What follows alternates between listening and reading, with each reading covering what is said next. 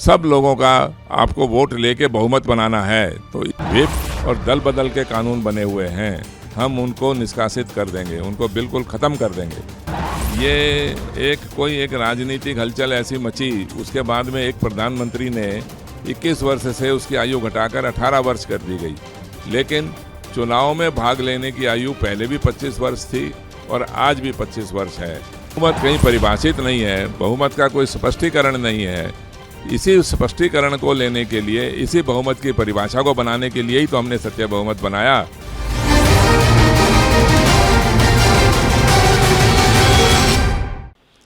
सत्य बहुमत की राजनीति के अंदर पूरे देशवासी मतदाता हैं। पूरे देशवासी जो भी मतदाता है वो सभी मतदाता ही हैं। सारे नागरिक सबके सत्य बहुमत की राजनीति के अंदर एक समान है।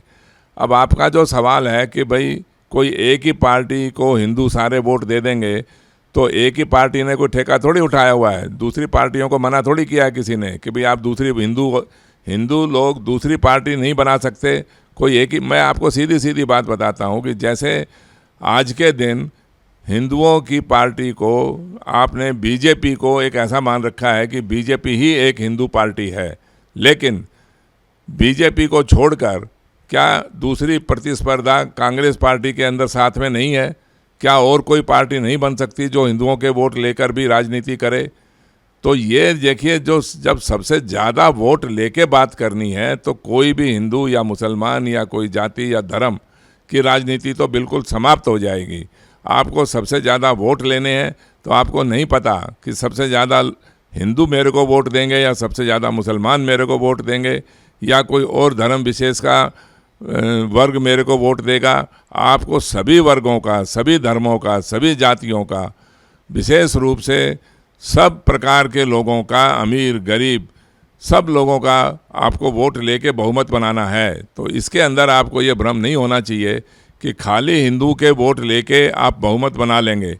ये कभी संभव ही नहीं है सत्य बहुमत की राजनीति में, क्योंकि आपको वोट सबसे ज़्यादा लेने हैं। ये तो आज की राजनीति में है कि थोड़े से लोगों के वोट लेके ध्रुवीकरण करके और आप बहुमत बना लीजिए। इसीलिए आज के दिन पिछले 75 सालों से मैं तो यही देख रहा हूँ कि जितने भी राजनीतिक दलों ने सरकारें बनाई, जो भी सत्ता में आए, वो बहुत थोड़े से लोग लेके, थोड़े से वोट लेके, थोड़े से मतदाताओं का वोट लेकर और उन्होंने सरकार बना ली। जब सत्य बहुमत की राजनीति होगी तो जब सांसदों का हमने बहुमत मानना ही नहीं है, तो आपने मानना ही मतदाताओं का बहुमत है, तो आपको न्यायप्रिय लोकप्रिय व्यवस्था बनानी ही पड़ेगी, भेदभाव रहित।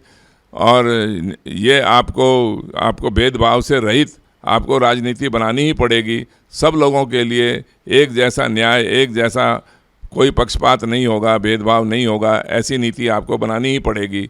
तभी आप बहुमत से सारे ज़्यादा मतदाताओं का वोट ले। बहुमत कहीं परिभाषित नहीं है, बहुमत का कोई स्पष्टीकरण नहीं है। इसी स्पष्टीकरण को लेने के लिए, इसी बहुमत की परिभाषा को बनाने के लिए ही तो हमने सत्य बहुमत बनाया। और जैसे ही सत्य बहुमत की सरकार बनेगी, वैसे ही हम सबसे पहला काम यही करेंगे कि बहुमत की परिभाषा को परिभाषित कर देंगे। बहुमत क्या चीज़ है इसको बता देंगे कि मतदाताओं के बहुमत से सरकार बनेगी। मतदाताओं के बहुमत से सरकार बनाने के लिए ही हम एक ऐसा स्पष्टीकरण और एक कानून बना देंगे कि जिसके अंदर ये भ्रम की स्थिति ही नहीं रहेगी कि बहुमत क्या होगा। चुनाव से पहले भी आपको पता होगा कि बहुमत क्या है, और जैसे ही चुनाव हुआ उस समय भी आपको पता लग जाएगा तुरंत। कोई ये साठ गांठ जोड़ तोड़ समझौतों की, खरीद फरोख्त की कोई आवश्यकता नहीं है सत्य बहुमत की राजनीति के अंदर। व्हिप और दल बदल के कानून बने हुए हैं, हम उनको निष्कासित कर देंगे, उनको बिल्कुल ख़त्म कर देंगे। कोई भी दल बदल और व्हिप का कानून नहीं रहेगा। और ये आपको मालूम होना चाहिए कि आज़ादी से लगभग 35-40 वर्ष तक ये कानून थे भी नहीं। ये कानून नहीं थे तो भी हमारी राजनीतिक व्यवस्था चल रही थी। फिर उसके बाद में इन नेताओं ने अपने राजनीति के ऊपर एकाधिकार बनाने के लिए ये व्हिप और दल बदल के कानून ले आए। हम दल बदल और व्हिप के कानूनों का विरोध करते हैं, ये सब समाप्त कर देंगे। किसी भी पार्टी के जितने भी सांसद जीते वो सारे के सारे सदन में बैठेंगे, 543 के 543 सांसद, और कोई भी बिल होगा या कोई भी कानून के ऊपर चर्चा होगी उसको पास करना है या पास नहीं करना है, उसके लिए 543 के 543 सांसद जिम्मेवार होंगे। यदि अधिक सांसद ये बोलते हैं जी कि ये बिल पास होना चाहिए तो पास हो जाएगा, अधिक सांसद ये बोलते हैं जी कि पास नहीं होना चाहिए तो नहीं होगा। इसके अंदर कोई भी आपको भ्रम की स्थिति नहीं होनी चाहिए। जीतने के बाद में कोई भी सांसद वो उसकी पार्टी का नहीं है, वो उसके पूरे देश का है, वो अपने देश का सांसद है। क्योंकि चाहे जब भी बिल पास होता है, चाहे उस क्षेत्र से उसको उस पार्टी को वोट मिले या नहीं मिले, वो कानून तो लेकिन पूरे देश के लिए लागू होता है ना। जैसे प्रधानमंत्री भी पूरे देश का प्रधानमंत्री है, चाहे किसी राज्य के अंदर या किसी क्षेत्र के अंदर उसको बिल्कुल भी वोट नहीं मिले या उसका कोई सांसद जीत के नहीं आया, तो भी वो प्रधानमंत्री पूरे देश का है। और जो भी कानून संसद के अंदर बन जाता है वो पूरा कानून पूरे देश के लिए लागू होता है। तो आपको ये भ्रम नहीं होना चाहिए कि बिल पास या स्वीकार या अस्वीकार कैसे होंगे। बहुत सीधा फार्मूला है कि 543 सांसदों में से ज़्यादा सांसद ये कहते हैं कि बिल पास होना चाहिए तो पास होगा, 543 में से ज़्यादा सांसद ये कहते हैं जी कि पास नहीं होना चाहिए तो नहीं होगा। देखिए, पहले वोट देने की आयु 21 वर्ष थी, लेकिन जब से ये एक राजनीतिक हलचल ऐसी मची, उसके बाद में एक प्रधानमंत्री ने 21 वर्ष से उसकी आयु घटाकर 18 वर्ष कर दी गई। लेकिन चुनाव में भाग लेने की आयु पहले भी 25 वर्ष थी और आज भी 25 वर्ष है। हम इसको अलोकतांत्रिक मानते हैं। 21 वर्ष से 18 वर्ष के मतदाता को मतदाता बनाना अलोकतांत्रिक मानता हूं मैं, क्योंकि उसको चुनाव लड़ने का अधिकार नहीं है। वोट देने का अगर अधिकार है तो मैं ये मानता हूं कि उसको चुनाव लड़ने का भी अधिकार मिलना चाहिए। यानी कि चुनाव लड़ने की उम्र और वोट देने की उम्र लगभग समान होनी चाहिए। कोई साल 6 महीने का अंतर हो जाए तो बात समझ में आती है, लेकिन जो 7 वर्षों का अंतर है ये ऐसा नहीं होना चाहिए। और आपको ये भी पता होना चाहिए कि 18 से 25 वर्ष के आयु के जो हमारी राजनीति के अंदर जो वोटर हैं वो लगभग 30% वोटर हैं। तो 30% वोटर वोट डालते हैं लेकिन चुनाव नहीं लड़ सकते। और फिर जिनको वोट डाला उन्होंने सरकार बनाई और उन्होंने फिर भ्रष्टाचार किया, और फिर वो भ्रष्टाचार करने के जो आरोपी जो नेता लोग हैं वो ये कहेंगे जी कि आप लोगों ने हमारे को वोट दे के चुना है। यानी कि उन मतदाताओं के ऊपर वो ठीकरा फोड़ते हैं जो 18 से 25 वर्ष की आयु के हैं। अरे भाई, उन्होंने तो वोट दिया और वोट देने के बाद में उन्होंने ये थोड़ी कहा था कि भाई आप भ्रष्टाचार करिए। भ्रष्टाचार करने के लिए वोट दिया था क्या उन्होंने? या वो आपको वोट देते समय ये कह रहे हैं जी कि हाँ आप जम के भ्रष्टाचार करिए और आप गलती भी उन्हीं की निकालोगे, ठीकरा भी उन्हीं मतदाताओं के ऊपर फोड़ोगे। जब वो चुनाव ही नहीं लड़ सकते तो आपने उनको वोटर क्यों बना रखा है? वोटर बनाने की आवश्यकता ही नहीं है।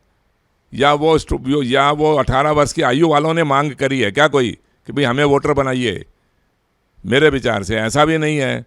ये तो आप अपनी सुविधा के अनुसार, जब जो वोटर एक बार अपनी आयु के अंदर 3, 4, 5 बार वोट दे चुका और उसने ये जब देख लिया 50-40 साल की उम्र तक आते आते 5 बार वोट दे दिया, और उसने ये जब देख लिया कि हमारी राजनीतिक व्यवस्था में हमारे वोट देने से कोई भी सुधार होता नहीं है, तो उन्होंने वोट देना बंद कर दिया।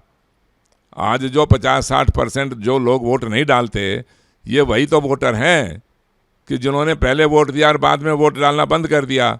अब अगर ये 18 से 25 वर्ष वालों को वोटर नहीं बनाएंगे तो वोट डालने की संख्या इतनी कम हो जाएगी कि जिसको आप अनुमान भी नहीं लगा सकते।